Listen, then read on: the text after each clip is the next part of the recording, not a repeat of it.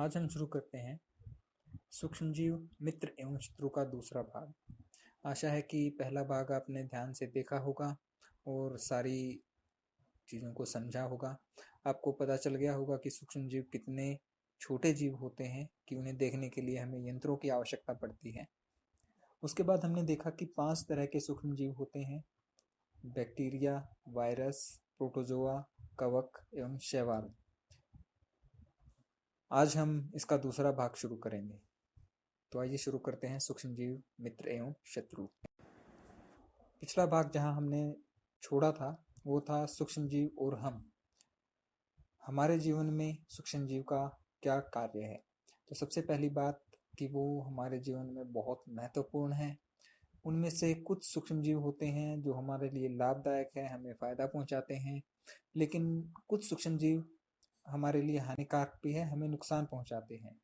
इसके अलावा कुछ सूक्ष्मजीव ऐसे भी होते हैं जो मनुष्य, पौधों और जानवरों के अंदर रोग के कारण बनते हैं, बीमारी फैलाते हैं। तो ये सब बातें हम इस भाग के अंदर पढ़ेंगे, सूक्ष्मजीव और हम के अंदर। तो सबसे पहले हम बात करते हैं मित्र सूक्ष्मजीव, ऐसे सूक्ष्मजीवों की जो हमारे दोस्त हैं, हमें लाभ पहुंचाते हैं, हमारा फायदा करते हैं। तो कुछ एक मैंने बातें लिखी हैं जो सूक्ष्मजीवों द्वारा की जाती है, जैसे कि अपघटक हैं, वो दही और पनीर बनाने में सहायता करते हैं, ब्रेड बनाते हैं और अचार बनाने में सहायता करते हैं। तो सबसे पहले बात करते हैं अपघटक की। अपघटक हम पहले भी पढ़ चुके हैं कि क्या होते हैं। जो मृतजीवी होते हैं उनको अपघटक बोलते हैं, यानी कि जो गले सड़े मरे हुए जीवों से अपना भोजन बनाते हैं और उनको ऐसे यौगिकों में, ऐसे पदार्थों में बदल देते हैं जो कि मिट्टी के अंदर मिल जाते हैं, उन्हें अपघटक बोलते हैं। तो हमारे संसार में, इस धरती के ऊपर जितना भी ऐसा कूड़ा करकट है जो कि सब्जियों, जीवों के द्वारा फैलाया गया है, प्लास्टिक, लोहा, ऐसी चीज़ें नहीं, जिसको हम ऑर्गेनिक वेस्ट बोलते हैं। ऑर्गेनिक वेस्ट वो होता है जो कि जीवित चीज़ों के भागों से बनता है, जैसे कि कोई जानवर मर गया, गिलहरी मर गई, तो उसको जो अपघटित करते हैं उन्हें अपघटक बोलते हैं। दूसरा है दही या पनीर बनाना। दही हमारे हरियाणा में तो हर रोज का खाना है, बिना दही के तो खाना नहीं पूरा होता। ये दही बनाने में जो हमारी सहायता करता है या जो दही बनाता है वो एक बैक्टीरिया है, जीवाणु है, जिसका नाम है लैक्टोबैसिलस। दही और पनीर बनाने में ये सहायता करता है। उसके बाद ब्रेड बनाना। ब्रेड आपने खाई होगी, जो भी चीज़ आटे से फूली हुई बनती है वो बनाई जाती है यीस्ट द्वारा, YEAST। यीस्ट नाम का एक जीवाणु होता है जो बनाता है।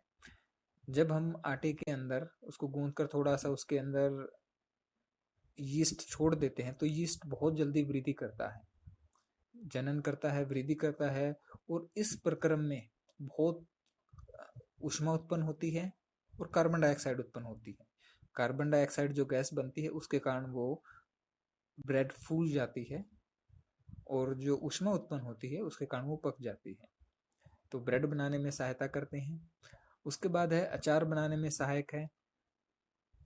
जो लैक्टोबैसिलस नाम का जीवाणु है वो अचार बनाने में भी हमारी सहायता करता है। ये हम आगे पढ़ेंगे परिरक्षण में। अभी बात आती है सूक्ष्म जीवों का वाणिज्यिक उपयोग,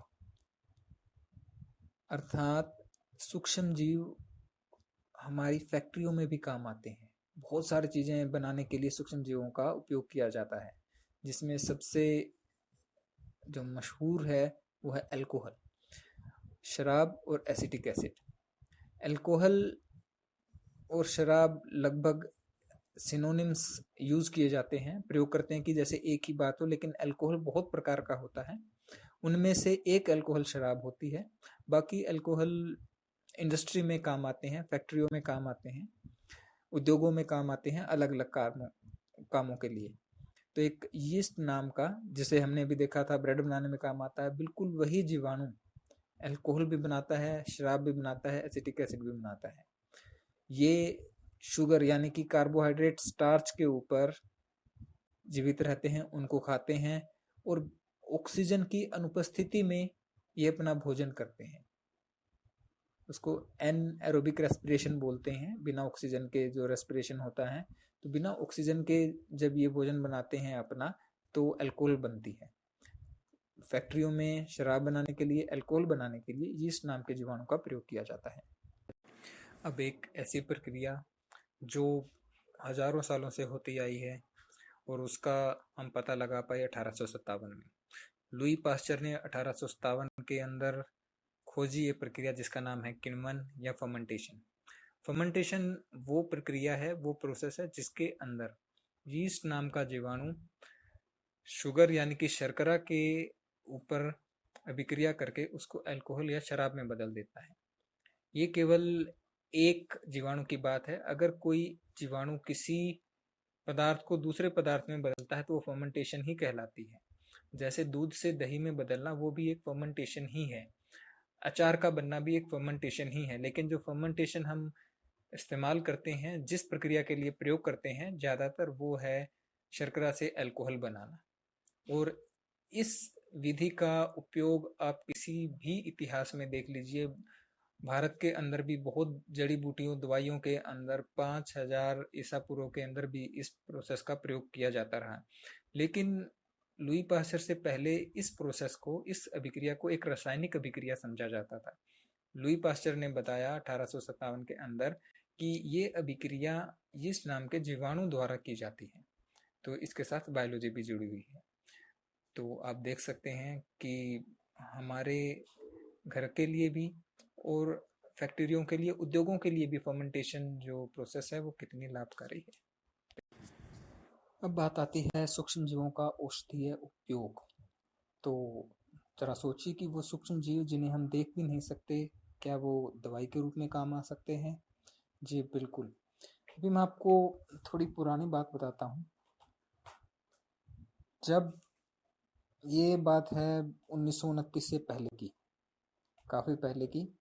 उससे पहले क्या होता था, किसी भी इन्फेक्शन के लिए कोई दवाई नहीं होती थी हमारे पास। आपको जुकाम हो गया है, आपको खांसी हो गई, आपको निमोनिया हो गया है, ऐसा कोई भी इन्फेक्शन रहा हो, हमारे पास कोई दवाई नहीं थी उनसे बचने के लिए। मान लीजिए आपके पैर में कट लग गया, चोट लग गई और काफी दिन तक वो ऐसे ही पड़ा रहा, तो हो सकता है कि उसके अंदर जो हानिकारक सूक्ष्म जीव हैं वो घर कर जाएं और आप उसके कारण मर भी सकते थे। आप सोच सकते हैं कि केवल पैर में चोट लगने के कारण आप मर भी सकते थे, और बहुत लोग मरे थे इस कारण, क्योंकि तब उन हानिकारक जीवाणुओं को रोकने के लिए कोई भी हमारे पास दवाई या उपाय नहीं था। तो सन 1929 में अलेक्जेंडर फ्लेमिंग एक रिसर्च कर रहे थे ऐसे ही जीवाणुओं को रोकने के लिए, कि हानिकारक जीवाणुओं को रोका जा सके या उनको मारा जा सके। तो उन्होंने अपनी एक तस्तरी जिनके ऊपर अलग अलग प्रकार के हानिकारक जीवाणु रखे हुए थे, तो उन्होंने देखा कि जिसके ऊपर फफूंद के कुछ जीवाणु थे वहां पर वो हानिकारक जीवाणु सारे खत्म हो गए थे या उनकी वृद्धि रुक गई थी।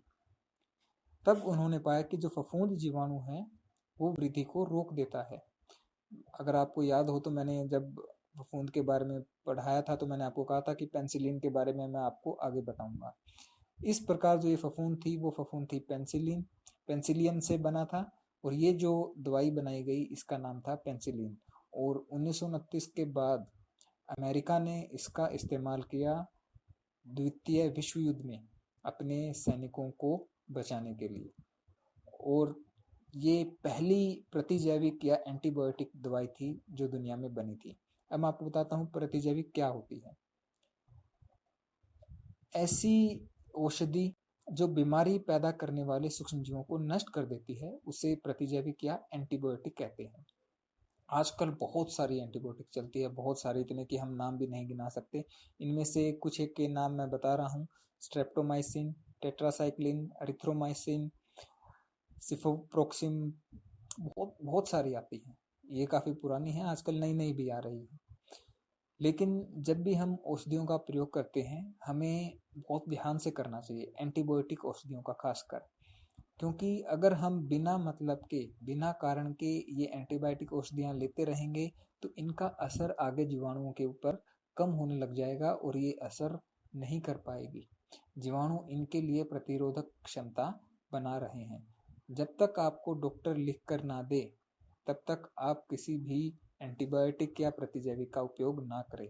हमारे यहाँ पर क्या चलता है कि अपने को जुकाम हुआ और हम दवाई की दुकान पर गए और उनको बोला कि दवाई दे दो, दवाई वाला भी अपने को एंटीबायोटिक्स दे देता है, जो कि बहुत ही गलत है। ये केवल हमारे लिए नहीं, सभी मनुष्य जाति के लिए ही खतरनाक है, क्योंकि अगर जीवाणुओं के अंदर इन एंटीबायोटिक के लिए प्रतिरोधक क्षमता आ गई तो वो असर नहीं कर पाएगी। और बहुत सारे जीवाणु हैं जिनके लिए ऐसी क्षमता उन्होंने विकसित कर ली है। तो जब भी प्रतिजैविक या एंटीबायोटिक का उपयोग किया जाए, केवल डॉक्टर की सलाह से ही किया जाए। अपने आप और बिना कारण कोई भी एंटीबायोटिक या प्रतिजैविक दवाई नहीं लेनी चाहिए। सूक्ष्म जीवों के औषधीय उपयोग में दूसरी बात आती है टीके की। टीका इंजेक्शन नहीं होता है। टीका यानी कि वैक्सीन, आपने सुना होगा टीकाकरण।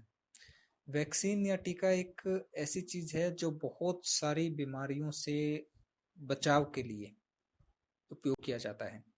जो एंटीबायोटिक्स हैं वो इस्तेमाल की जाती है कोई बीमारी हो जाए या जीवाणुओं से, बैक्टीरिया से लड़ने के लिए बीमारी होने के बाद, प्रॉब्लम होने के बाद। वैक्सीन पहले बचाव के लिए दी जाती है ताकि वो बीमारी हो ही ना। तो वैक्सीन के अंदर हम क्या करते हैं, मान लो पोलियो की बात लेते हैं। पोलियो एक ऐसी बीमारी है जो विषाणु से होती है।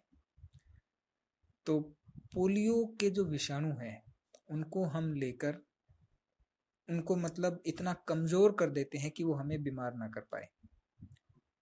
ठीक है, वो कैसे करते हैं वो हम यहाँ नहीं समझेंगे। कुछ ऐसा कर देते हैं कि अगर अपने शरीर के अंदर पोलियो के वायरस या विषाणु आ जाए तो हमें पोलियो नहीं होगा। ऐसे विषाणुओं को अपने शरीर के अंदर डाला जाता है। जब पोलियो के 3 बूंद आपके मुंह में डाले जाते हैं तो कुछ ऐसे ही विषाणु होते हैं। शरीर के अंदर एक इम्यून सिस्टम है, प्रतिरक्षी तंत्र है। जैसे ही बाहर से कोई जीवाणु आता है तो उसको खतरा लगता है, तो उसके लिए वो अपने अंदर प्रतिरक्षा की जो भी उपाय करने हैं वो कर लेता है। तो जैसे ही वो कमजोर विषाणु शरीर के अंदर आते हैं, शरीर अपने काम में लग जाता है उससे बचाव के लिए, और खास उस विषाणु से बचाव के लिए प्रतिरक्षी अपने शरीर के अंदर उत्पन्न कर लेता है। इसी कारण जब भी अपने को कोई टीकाकरण करवाते हैं, वैक्सीन देते हैं, तो कई बार बुखार आता है, वो इसी कारण आता है क्योंकि अपना शरीर उसके लिए तैयारी करता है, नए वायरस को देखकर, खतरा देखकर उससे लड़ाई करने की कोशिश करता है। और एक बार शरीर ने अपने अंदर उससे, विषाणु से लड़ने के लिए प्रतिरक्षी खोज लिया, बना लिया, तो उसके बाद अगर वो विषाणु दोबारा कभी आता है तो अपना शरीर उससे लड़ पाएगा और हम बीमार नहीं होंगे। तो सभी वैक्सीन, लगभग सभी वैक्सीन ऐसे ही काम करती है। तो इसका सबसे पहले प्रयोग किया था एडवर्ड जेनर ने 1798 के अंदर। 1798 के अंदर चेचक एक बहुत बुरी बीमारी हुआ करती थी जिसका कोई इलाज नहीं था। तो उन्होंने 13 साल के बच्चे के अंदर कुछ ऐसे ही जीवाणु डाले, और कुछ समय बाद उन्होंने जब उसके जीवाणु दोबारा डाले तो देखा कि उसको उससे वो बीमारी नहीं हुई, चेचक की बीमारी नहीं हुई। तो आप भी, अगर आपने भी सुना होगा कि एक बार अगर आपको माता निकल गई है तो बहुत कम चांस है कि आपको दोबारा आए। तो कुछ ऐसी ही बीमारियां होती है क्योंकि शरीर अपने अंदर प्रतिरक्षी बना लेता है। तो ये होता है टीकाकरण या वैक्सीन। अब मित्र सूक्ष्मजीव अपने पर्यावरण के लिए क्या लाभदायक है, कैसे काम करते हैं? तो सबसे पहले बात आती है मिट्टी की उर्वरता में वृद्धि। जो पत्ते गिर जाते हैं या जो ऐसा कचरा है जिसे कि हम ऑर्गेनिक वेस्ट बोलते हैं, उनको वो सरल पदार्थों में तोड़ देते हैं जो कि पौधे ले सके, ग्रहण कर सके, और वो पौधे के लिए पोषक तत्व होते हैं। दूसरा है पर्यावरण की शुद्धि। ये दोनों काम एक साथ ही होते हैं, और इन दोनों को हम पढ़ेंगे जब हम नाइट्रोजन साइकिल पढ़ेंगे। नाइट्रोजन का स्थिरीकरण पढ़ेंगे, तब मिट्टी की उर्वरता में वृद्धि कैसे होती है और पर्यावरण की शुद्धि कैसे होती है वो भी पढ़ेंगे। पर्यावरण की शुद्धि के अंदर जितने आप सोचकर देखिए, हर एक पेड़ के ऊपर से बहुत सारे पत्ते गिरते रहते हैं, बहुत सारे पेड़ गिरते रहते हैं कहीं ना कहीं जंगल के अंदर, बहुत सारे जानवर मरते रहते हैं जिनको जलाने वाला दबाने वाला कोई नहीं। अगर मान लो दबा भी दे तो वो जानवर जाएगा कहाँ? तो इन सभी मरे हुए पत्तों, जीवों को अपघटित कर देते हैं जीवाणु, तो अपने पर्यावरण को भी वो शुद्ध रखते हैं और मिट्टी की उर्वरता में भी वृद्धि करते हैं। दोस्तों के बाद अब दुश्मनों की बात कर ली जाए तो कुछ हानिकारक सूक्ष्म जीव हैं जो रोगकारक होते हैं, मतलब हमारे अंदर, पशुओं के अंदर, पौधों के अंदर कुछ बीमारियां फैलाते हैं। और एक होता है खाद्य विषाक्तन, मतलब अपना जो भोजन है उसको खराब करना। आपने देखा होगा कि अगर हम अपना खाना बाहर रख दे गर्मियों के अंदर तो वो खराब हो जाता है, और कई बार खराब ना हो तो उनके अंदर कुछ ऐसे जीवाणु आ जाते हैं जो अपने स्वास्थ्य के लिए हानिकारक होते हैं। फूड पॉइजनिंग भी बोलते हैं। फूड पॉइजनिंग मतलब खाने का जहर बन जाता है, हम आम भाषा में बोलते हैं। तो वो किसके कारण होता है? वो कुछ सूक्ष्म जीव होते हैं। तो ये सूक्ष्म जीव हमारे लिए हानिकारक भी होते हैं। अब थोड़ी बात करें कि ये सूक्ष्म जीव हमारे शरीर में आ कैसे जाते हैं जिससे हमारी ये इतनी सारी बीमारियां हो जाती है हमें। तो जब कोई रोग, संक्रमित व्यक्ति उसको बोलते हैं जिसको संक्रमण हुआ हो या जिसको किसी जीवाणु या विषाणु के कारण कोई रोग हुआ हो। संक्रमित व्यक्ति या जंतु के सीधे संपर्क में आने पर भी रोग का संचरण हो जाता है। तो ऐसे रोग जो एक संक्रमित व्यक्ति से दूसरे स्वस्थ व्यक्ति के अंदर जा सकते हैं, फैल सकते हैं, ऐसे रोगों को संचरणीय रोग कहते हैं। तो संचरणीय रोग फैल सकते हैं वायु के द्वारा, हवा के द्वारा, जल यानी कि पानी के द्वारा, भोजन द्वारा या संपर्क के द्वारा। तो ये सब कारण है कि हवा के द्वारा कैसे फैलते हैं, ये मैं बताऊंगा आपको। संचरणीय रोग कौन कौन से हैं? हैजा, सर्दी जुकाम, चिकन पॉक्स, टीबी, ये सारे संचरणीय रोग हैं। जब एक संक्रमित व्यक्ति से दूसरे स्वस्थ व्यक्ति को अगर रोग फैल जाता है तो ये संचरणीय रोग होते हैं। अब मान लो आपको जुकाम है, आपने छींक मारी, आपने अपने मुंह पर हाथ नहीं लगाया, कपड़ा नहीं लगाया, और आपके, जब हम छींक मारते हैं तो पानी की बहुत छोटी छोटी बूंदें हवा में फैल जाती हैं। तो उसके साथ जो जुकाम के विषाणु है वो भी आ जाते हैं। और अगर आपके आसपास कोई और व्यक्ति खड़ा है, स्वस्थ व्यक्ति, वो सांस ले रहा है, उसके मुंह के ऊपर बैठ सकते हैं या सांस के साथ अंदर जा सकते हैं, तो जिसके कारण उसको भी वो बीमारी हो जाती है। दूसरा, मान लो आपने छींक लेते वक्त, खांसी लेते वक्त अपने मुंह पर हाथ रख लिया और थोड़ी देर बाद वही हाथ किसी और से मिला लिया और उस व्यक्ति ने वो हाथ अपने नाक मुंह के कहीं लगा लिया, तो इस प्रकार भी रोग फैलते हैं। तो ये रोग होते हैं संचरणीय, जो एक व्यक्ति से दूसरे व्यक्ति के अंदर फैल जाते हैं। और फैलते हैं हवा में, हमने देखा कैसे फैलता है। पानी के अंदर किसी तरह वो जीवाणु पहुंच गए और उस पानी से हमने मुंह धो लिया, पी लिया, हाथ लगा लिया, तो ऐसे किसी भी प्रकार से वो रोग हमारे अंदर आ सकते हैं।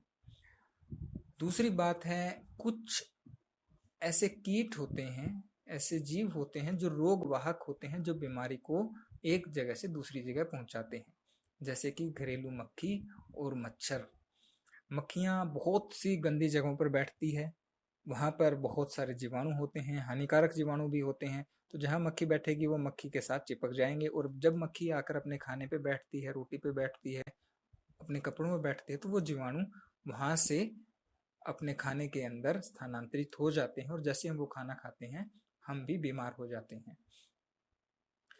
उसके बाद मच्छर हैं। मच्छर जब हमें काटते हैं, मान लो उन्होंने किसी एक ऐसे व्यक्ति को काटा जिसको कोई मलेरिया था, मान लो मलेरिया पता ना, मादा एनाफिलीज नाम के मच्छर के काटने से होता है। और इसमें सूक्ष्म जीव कौन सा है? प्लाज्मोडियम प्रोटोजोआ होता है, जिसके कारण की रोग होता है, और उसका वाहक कौन है? मच्छर। मच्छर ने किसी एक ऐसे व्यक्ति को काटा जिसको मलेरिया है। अब मलेरिया का सूक्ष्म जीवी प्लाज्मोडियम मच्छर के अंदर आ गया और उसी मच्छर ने अपने को भी काट लिया। तो इस प्रकार मच्छर मलेरिया को एक व्यक्ति से दूसरे व्यक्ति तक लेकर जाता है। तभी हम बोलते हैं कि मच्छरों को पनपने से रोकिए। आजकल एक या दो बीमारियां और चल रही है, जैसे कि डेंगू और चिकनगुनिया। तो डेंगू क्या है, मादा एडीज मच्छर के काटने से होता है। ये भी वायरस से होता है और इनके नियंत्रण से बचना है तो हमें अपने घर में सफाई रखनी चाहिए, घर में भी नहीं आसपास में भी, ताकि मच्छर और मक्खियाँ ना पनप सकें। तो हमने देखा कि संसरणीय रोग क्या होते हैं और रोग वाहक जीव क्या होते हैं। अभी आपकी स्क्रीन पर है, मनुष्य के अंदर कुछ रोग कारक सूक्ष्म जीव हैं, जैसे क्षय रोग यानी कि टीबी, वो जीवाणु से होता है। संचरण का तरीका, सबसे पहले जो कॉलम है उसके अंदर आपको रोग दिया गया है, वो बीमारी दी गई है जो हमें होती है। उसके बाद दूसरा जो कॉलम है उसके अंदर रोग कारक सूक्ष्म जीव, मतलब जीवाणु, वायरस या किसके कारण होता है वो। तीसरा है संचरण का तरीका, संचरण मतलब फैलने का क्या तरीका है, कि वो हवा से फैलता है या संपर्क में आने से फैलता है। और चौथे कॉलम के अंदर है बचाव के सामान्य उपाय है, कि हम खुद को बचने के लिए या उस व्यक्ति के लिए अगर उसको बचाना है तो हम क्या करें। तो आपके सामने सबसे पहले क्षय रोग, खसरा, चिकन पॉक्स, पोलियो और जो कोविड-19 जो अभी बीमारी चल रही है जिसके कारण हम आज घर पर बैठे हैं, लॉकडाउन चल रहा है, वो वायरस से होती है। ये मैं आपको पहले वाले जो भाग था उसके अंदर बता चुका हूँ। ये सीधे संपर्क से फैलती है और रोगी व्यक्ति को अलग रखना और उससे दूर रहना, यही इससे बचाव के उपाय हैं। और कोविड-19 के लिए अभी तक कोई वैक्सीन, कोई टीकाकरण नहीं बना है। जब बनेगा तब हम इस रोग से बच पाएंगे। और ये जो दूसरी स्लाइड है इसके अंदर हैजा, टाइफाइड, हेपेटाइटिस ए, मलेरिया, ये किस किस से होते हैं, ये दोनों जो टेबल आपने देखी है इनको आप अपनी नोटबुक में नोट करेंगे और याद करेंगे। आपको पता होना चाहिए कि कौन सी बीमारी किस प्रकार के सूक्ष्म जीव से होती है, उसका संचरण का क्या तरीका है और बचाव के क्या उपाय हैं। मनुष्य के बाद अब हम आते हैं जंतुओं में जो रोग कारक जीव हैं।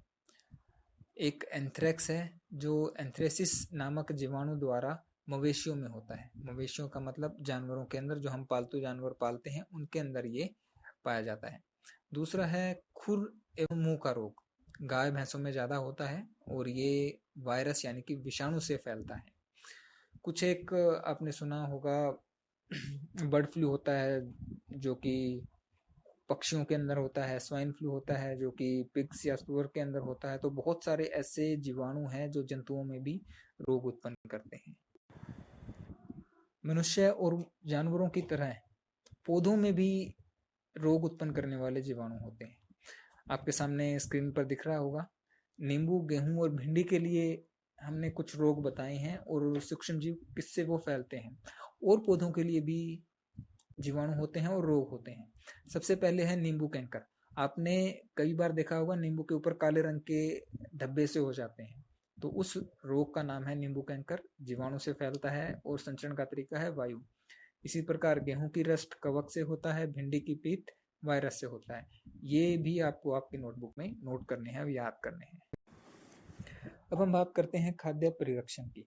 खाद्य परिरक्षण मतलब खाने की जो वस्तु है उसकी सुरक्षा किससे, सूक्ष्म जीवों से। हमने भोजन पका कर रखा है और वो थोड़े समय बाद खराब हो जाता है। ऐसे ही सब्जियां भी पड़ी पड़ी खराब हो सकती है। हम सब्जियों को बचाने के लिए फ्रिज में रखते हैं, ऐसे ही फल को भी फ्रिज में रखते हैं, लेकिन फिर भी ये खराब क्यों होती है। जो सूक्ष्म जीव होते हैं वो उनको संदूषित कर देते हैं, जिसके कारण ये खराब हो जाती है। और सूक्ष्म जीवों को वृद्धि के लिए सबसे अच्छा वातावरण है नमी वाला, और ना ज़्यादा गर्मी हो ना ज़्यादा सर्दी हो और नमी हो, ऐसे में वो बहुत ज़्यादा वृद्धि करते हैं और अपना खाना जल्दी खराब होता है। तो अपने भोजन को बचाने के लिए कुछ उपाय हैं, जैसे कि रासायनिक उपाय, नमक द्वारा परिरक्षण, चीनी द्वारा परिरक्षण, तेल एवं सिरके द्वारा गर्म और ठंडा करके भंडारण और पैकिंग। तो इन सबको हम थोड़ा थोड़ा पढ़ते हैं एक एक करके। आपने अगर कोई पैकेज्ड फूड देखा हो, जैसे कि मैगी आती है या सॉस आते हैं, ऐसा कुछ, तो उनके अंदर कुछ रसायन डाले जाते हैं जिससे सूक्ष्म जीव हैं उनमें वृद्धि नहीं होती। जैसे कि सोडियम बेंजोएट है, सोडियम मेटाबाइसल्फाइट है, ये सामान्य परिरक्षक है। ये जैम और स्क्वैश है। आप जब भी कोई पैकेज्ड फूड देखें उसके ऊपर इंग्रेडिएंट्स में पढ़ें कि उसके अंदर घटक क्या क्या है, तो उसके अंदर आपको ये मिलेंगे। दूसरा है नमक द्वारा परिरक्षण। नमक द्वारा परिरक्षण बहुत पहले से होता आया है। सामान्य नमक का उपयोग होता है मांस एवं मछली के परिरक्षण में, इसका उपयोग हम आम, आंवला और इमली के परिरक्षण में भी कर सकते हैं। ये कैसे सहायता करता है ये तो आप समझ ही गए होंगे कि ये सूक्ष्म जीवों की वृद्धि को रोक देता है। इसी प्रकार चीनी द्वारा परिरक्षण, जैम, जेली एवं स्क्वैश का परिरक्षण चीनी द्वारा किया जाता है, क्योंकि चीनी जब हम डालते हैं तो वो उस पदार्थ में से नमी को सोख लेती है, और नमी कम हो गई तो सूक्ष्म जीवों की वृद्धि भी कम हो गई। उसके बाद है तेल एवं सिरके द्वारा। तेल और सिरके से हम अचार को संदूषण से बचाते हैं, क्योंकि तेल या सिरके में जीवाणु जीवित नहीं रह सकते, तो सब्जियां, फल, मछली, मांस आदि का परिरक्षण इस विधि द्वारा करते हैं। सिरके वाले प्याज आपने जरूर खाए होंगे, किसी न किसी शादी के अंदर जो गुलाबी रंग के प्याज एक गुलाबी रंग के पानी में रखे होते हैं वो सिरके वाले प्याज होते हैं। तो उन प्याज में आप देखना आपको बदबू नहीं आएगी, आप प्याज काट के छोड़ दो, थोड़ी देर में ही आपको बदबू आने लग जाती है, लेकिन सिरके वाले प्याज में बहुत कम आती है। क्यों? क्योंकि सूक्ष्म जीव वृद्धि नहीं कर पाते। उसके बाद आते हैं गर्म एवं ठंडा करके। जब भी हम दूध घर पे लाते हैं तो उसको उबाल कर रखते हैं। अगर गर्मी है तो हम उसको 2 या 3 बार उबालते हैं, और उबालने के बाद ठंडा करके हम उसको फ्रिज में रख देते हैं। क्यों? क्योंकि किसी निश्चित तापमान से ज्यादा जाने पर सारे सूक्ष्म जीव नष्ट हो जाते हैं। अगर हम दूध को उबाल देते हैं तो सारे सूक्ष्म जीव मारे जाते हैं, और अगर हम एक निश्चित तापमान से कम तापमान रखें यानी कि ठंडा रखें तो सूक्ष्म जीव वृद्धि नहीं कर पाते हैं। तो गर्म या ठंडा करके भी हम सूक्ष्म जीवों की वृद्धि को रोक सकते हैं। एक विधि होती है पाश्चरीकरण, जो कि लुई पाश्चर ने बनाई थी।